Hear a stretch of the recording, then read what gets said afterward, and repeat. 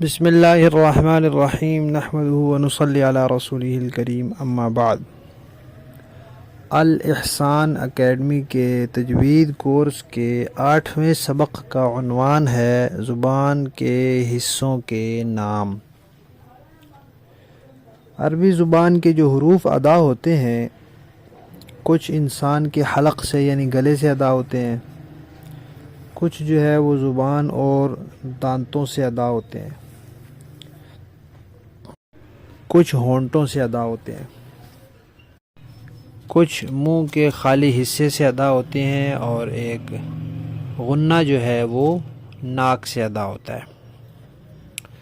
تو اس لیے حروف کو صحیح طریقے سے ادا کرنے کے لیے، صحیح نکالنے کے لیے ضروری ہے کہ حرف نکالنے کی جگہ معلوم کر لی جائے کہ کون سا حرف کہاں سے نکلتا ہے، اس کا علم حاصل کر لیا جائے، پھر اس کے بعد اس کی مشق کی جائے تاکہ حرف اپنی جگہ سے ہی نکلے۔ جب وہ اپنی جگہ سے نکلے گا تو صحیح ادا ہوگا اور اس میں کوئی غلطی نہیں ہوگی۔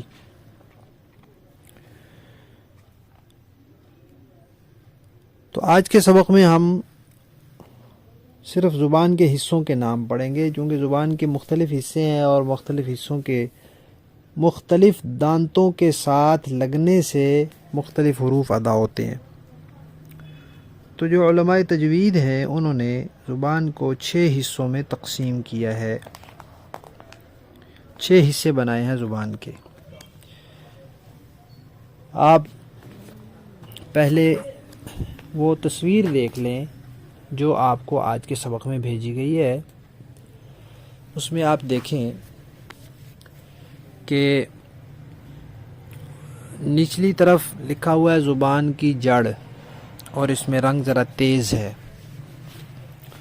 پھر تو اس سے اوپر لکھا ہوا ہے زبان کا درمیان، اس میں رنگ اس سے کچھ ہلکا ہے۔ اس سے اوپر لکھا ہوا ہے زبان کی پشت، اس کا رنگ اس سے بھی کچھ ہلکا ہے۔ آگے جو بالکل نوک ہے، سر ہے، اس کا رنگ پھر کچھ تیز ہے، اور اس کے اوپر لکھا ہوا ہے زبان کی نوک۔ 4 حصے تو یہ سیدھے سیدھے ہو گئے۔ یہ جو نیچے والا ہے یہ زبان کی جڑ ہے، پھر اس کے بعد آگے زبان کا درمیان ہے، اس سے اوپر زبان کی پشت ہے، اس سے آگے زبان کی نوک ہے۔ یہ تو ہو گئے زبان کے سیدھے سیدھے حصے۔ اب دائیں بائیں جو زبان کا کنارہ ہوتا ہے تو اس میں بھی دیکھ لیں 2 حصے وہ ہیں، ایک بالکل زبان کی نوک کے ساتھ تھوڑا سا کنارہ، دونوں طرف دائیں بھی بائیں بھی، اس کو زبان کا کنارہ کہتے ہیں، اور ایک اس سے پیچھے سارا آخر تک، اس کو زبان کی کروٹ کہتے ہیں، زبان کی سائیڈ کہتے ہیں۔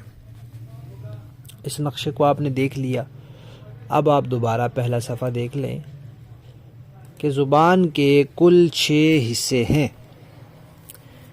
پہلا حصہ ہے زبان کی جڑ، عربی میں اس کو کہتے ہیں اقصی لسان۔ اقصی کا معنی ہوتا ہے دور، اور یہ حصہ ہونٹوں سے دور ہے بنسبت باقی حصے کے، اس لیے اس کو اقصی لسان کہتے ہیں۔ دوسرے نمبر پر حصہ ہے زبان کا درمیان، کہ اس زبان کی جڑ سے ذرا آگے کی جانب آئے تو پھر زبان کا درمیان اور وسط شروع ہو جاتا ہے، اس کو عربی میں کہتے ہیں وسط لسان۔ وسط کہتے ہیں درمیان کو، لسان کا معنی ہے زبان۔